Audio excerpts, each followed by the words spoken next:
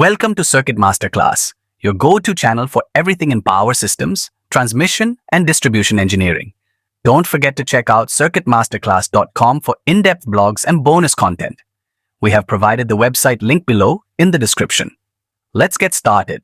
We are going to discuss here the behavior of the voltage between the contacts and the current through the contacts during close open operation of a circuit breaker. The explanation we have given here in line with IEC 62271-100 of the circuit breaker. Since initially the breaker is in open condition, the full source waveform will appear at the source side contact of the breaker. As the breaker is in the off condition, there is no current through the contact. This line indicates the zero current through the contact. This is the instant when the closing operation is initiated. This is the indication of the control voltage which is applied to the closing coil. This is the instant when the current begins to flow in the main circuit. This is the instant when the current starts flowing through the contacts, but still the contacts do not physically touch each other. Before actual physical touching of the contacts, the current starts flowing because of field emission due to the very high voltage gradient in the small contact gap. In other words, we can say the arc has been initiated before the actual physical contact of the breaker contacts. In this animation, we have tried to show how the arc initiates even before the actual physical contact is made, allowing current to start flowing. This is the moving contact approaching the fixed contact. As the moving contact comes closer, the contact gap decreases and the voltage gradient across the gap increases. At a certain point, the gap becomes small enough that the voltage gradient becomes so strong, it causes field emission and ionization of the medium. This initiates the arc, creating a low resistance path between the contacts, and current begins to flow. This is the moment when arc bridges contacts. This is the moment when the moving contact physically touches the fixed contact. As soon as the arc initiated, the voltage at the source side contact, or we can say the voltage between the contacts, will come down nearer to zero. What we have said is that it comes down nearer to zero, not at zero. Here, the arc forms, which has very low resistance. Here, we need to remember that the arc is a resistive path. The arc voltage is in phase with the current through the arc path. If we zoom this part of the voltage waveform, we can view the arc voltage between the contact before it physically touches. As the current has positive polarity at this moment, the arc voltage is also in the positive direction. As soon as the moving contact touches the fixed contact, the arc disappears, and the voltage at the contact comes down to zero. This is because, ideally, the contact resistance of the closed contact is zero, so the voltage also becomes zero. After completion of the making operation of the circuit breaker, which means after the moving contact completely touches the fixed contact, the current will start to flow with a full waveform. The peak of the first cycle of the current is this, and this is the peak-to-peak current. We can see that this peak is higher than the other peaks of the current. This is the first peak after making the circuit breaker, and this peak value is defined as the making current of the circuit breaker.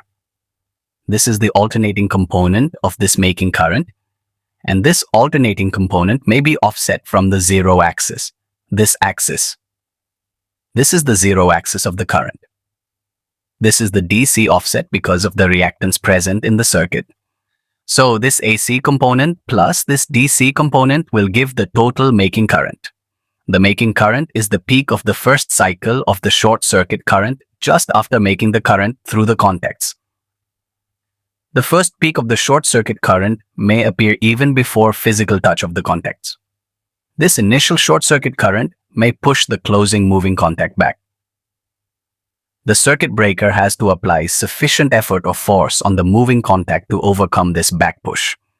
As the mechanical force is directly proportional to the square of the peak of the current, the making current is expressed in peak value, not in RMS value. As time passes, the DC component will decay, and only the AC component will remain in the current. This remaining AC component of the short circuit current is called breaking current. This breaking current is expressed in RMS value. So the breaking current is the RMS value of the short circuit current after the DC component has settled down. This current is actually interrupted by the circuit breaker. At this moment, the tripping coil is energized, and the tripping mechanism initiates the trip of the circuit breaker. But as soon as the tripping mechanism is energized, the trip contacts will not start moving away from each other immediately. There will be a certain time delay due to the mechanical movements of the gears and links attached to the mechanism. Only after that, the moving contacts start separating from the fixed contact. This time gap means the tripping pulse is given here, and the contacts physically start separating here. After the contacts are separated, meaning the moving contact is separated from the fixed contact, the arc again initiates between the contacts so that current continues and is not interrupted, even though the contacts are physically separated here. As soon as the contacts separate, an arc is formed between the contacts, and that arc is a purely resistive path.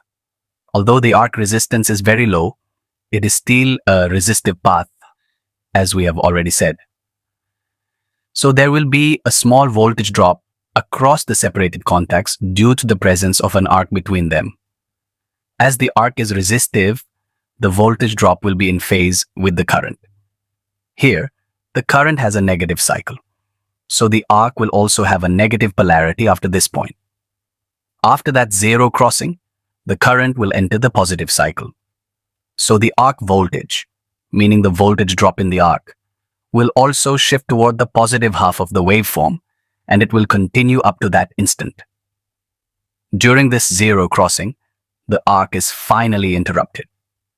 As the arc is finally interrupted, the voltage across the contacts becomes very high. This is called transient recovery voltage, or in short, TRV. This transient recovery voltage will have some frequency due to the presence of capacitance and inductance in the power circuit. This high-frequency oscillation is shown here. If we zoom this portion, we can see this clearly. This portion from here to here in the waveform is called the transient recovery voltage part of the recovery voltage. After damping, due to resistive elements present in the power circuit or due to the inherent resistance, this oscillation will be damped down. This portion is the recovery voltage observed after the breaker contacts have completely separated. So, current has become zero at this point after tripping, and voltage gets a recovery value after this instant. There will be a time gap between the actual interruption of the arc and the actual establishment of recovery voltage across the contacts. The voltage within this gap will be the transient recovery voltage, which will have high oscillation. Here, the trip voltage is removed and the open-close operation is completed. If you found this helpful, don't forget to subscribe, like, and tap the notification bell. Got questions or want us to cover a specific topic? Leave a comment. Thank you.